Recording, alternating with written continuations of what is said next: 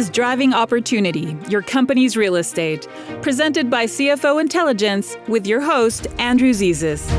Expert guidance for CFOs on corporate real estate planning, portfolio optimization, global transactions, driving efficiencies and cost reduction, and more. And now, here's your host, Andrew Zezas. Hello and welcome to Driving Opportunity, your company's real estate, where we bring to middle market and enterprise company CFOs the insights and strategies to deploy their company's real estate to achieve increased operating efficiencies and flexibility and drive greater corporate profits. I'm your host, Andrew Zezas. Each week on Driving Opportunity, I'll share one idea, one thought, or one focus as part of an overall discussion about driving opportunity in your company's real estate. What's a commercial building worth? What's the value of a parcel of land? Of course, we all know that the answer to those questions will vary based upon the type and condition of the properties, whether they're located in Manhattan or Paris or Tokyo, and current market conditions. But my question is a deeper one. No, today's conversation is not about a lesson in appraising commercial property or about the art of negotiation. Sure, as CFO, through intelligent negotiation, you can achieve a higher value for your company's real estate when pursuing a sale. But don't you first need to understand the property's realistic value, given your objectives for determining that value, whether it be for a sale, continued use, a business liquidity event, or otherwise? So what's a property worth? And how can you determine its realistic value? Did you know that if you intend on selling a property, its value will be directly affected by the nature of the intended transaction? And by that I mean who will buy the property and what their post-acquisition intentions are. Yes, there exist multiple values for the same property on the same day given any set of conditions and taking into account relevant market conditions like supply and demand. Here's what I mean. Let's assume that your company seeks to sell a building that it owns and that you have engaged a highly qualified broker or advisor to guide you through the valuation and sale process. Your advisor will gather all relevant intelligence, and you both will agree on a target value of the property, preferred timing, terms of a sale transaction, terms of a preferred transaction, and you'll direct your advisor to engage the market and secure qualified buyers. That's all normal. On a particular day, your advisor presents your company's property to 3 prospective buyers, representatives from an occupant company, a company that plans to purchase and occupy your property in which it will make, let's say, widgets, an investment company that plans to polish up your property, make some adjustments and upgrades, and lease it to third-party tenants. And third, a developer who plans to demolish your building and develop it for some alternate use, say condos, a hotel, or something entirely different than its current purpose. Let's also assume that all 3 prospective purchasers are also well represented by qualified advisors, that you have provided them all with the same info, and that all 3 accurately understand current market conditions, supply and demand, and otherwise. In all 3 cases, you're dealing with savvy purchasers, each of whom fully understand value, each of whom wish to purchase your property for an entirely different purpose, and each of whom has a different set of criteria that will affect their opinion of the viable value of your company's property. The occupant will view your property based on its functional utility, the property's ability to support the occupant's operational objectives efficiently, and do so in a manner that'll promote that company's success and financial objectives in making widgets. The occupant will seek to make some improvements to the property, move in as quickly as possible, and get to work making widgets. The investor will consider the appeal of the property to third-party tenants, will invest in cosmetic and functional upgrades, and perhaps amenities like fitness centers, conference facilities, restaurants, and more that will attract third-party tenants, minimize downtime, and achieve high rental rates. The investor will have to factor into its purchase price the cost of capital upgrades, costs associated with marketing and promotion, tenant allowances, broker commissions, free rent, legal fees, carrying costs while seeking to secure tenants, such as taxes, insurance, utilities, and more. The cost that would be borne by the occupant buyer and investor will likely be quite different depending upon many factors.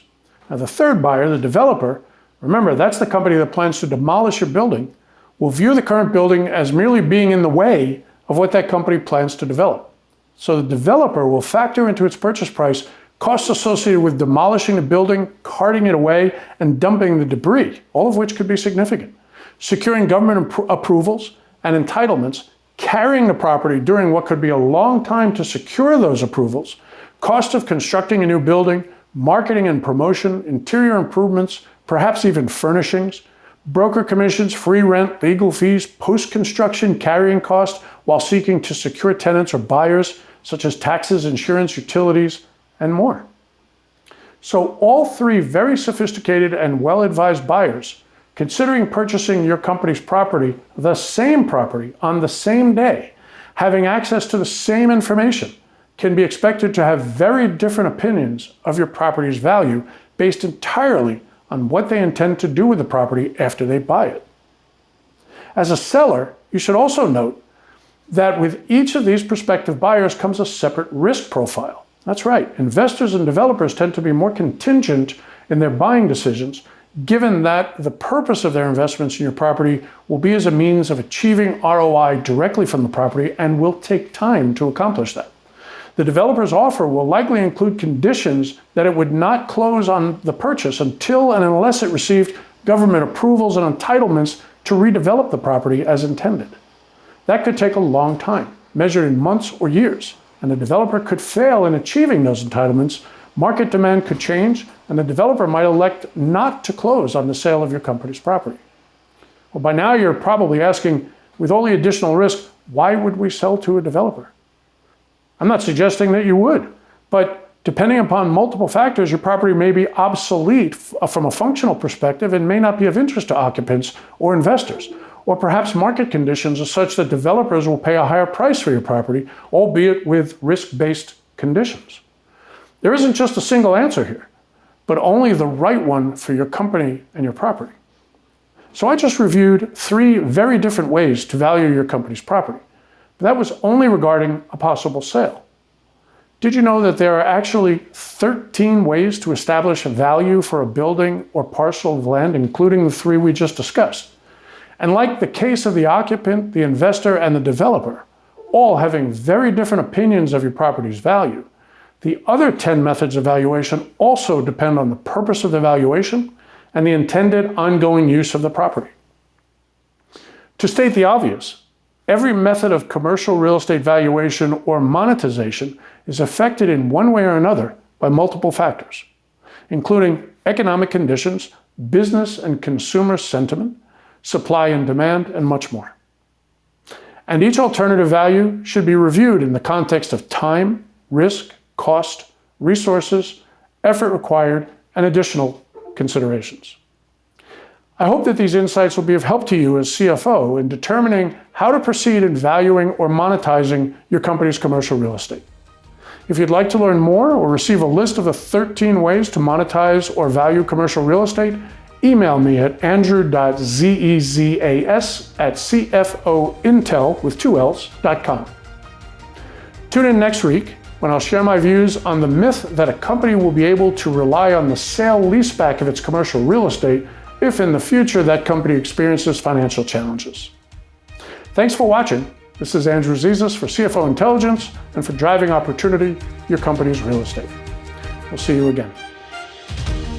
Thanks for joining us on Driving Opportunity, Your Company's Real Estate, presented by CFO Intelligence with your host, Andrew Zezas. If you have questions about how best to optimize your company's real estate, email Andrew at andrew.zezas@cfointel.com. If how you serve your company and your career would be enhanced by connecting with peer CFOs from around the country, visit CFOintel.com to explore the benefits of becoming a CFO Intelligence member. While you are there, subscribe to CFO Intelligence magazine, take the CFO Business Sentiment Survey, arrange to attend exclusive CFO events, and explore our other CFO-focused podcast series, CFOs in Motion and CFO Career Accelerator. That website again is CFOintel.com, CFOintel.com. Remember to subscribe to this podcast series on Apple Podcasts or wherever you listen to podcasts. This has been Driving Opportunity, Your Company's Real Estate, presented by CFO Intelligence with your host, Andrew Zezas. We'll see you next time. The opinions and views presented on this podcast by Andrew Zezas are his own and may not be relied upon as fact. The opinions and views of others who appear on this show are their own as well, and may not be relied upon as fact or for any other purpose. Opinions and views and other information are provided for general information and educational purposes only.